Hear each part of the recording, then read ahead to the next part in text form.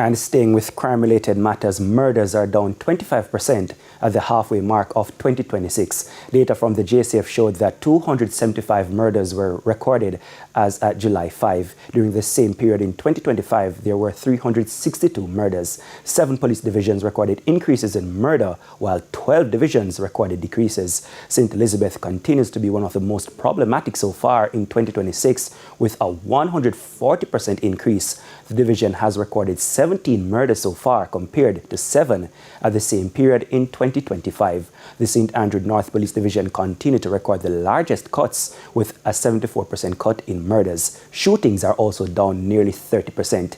272 cases of shootings were recorded up to July 5 compared to 375 at the same period in 2025.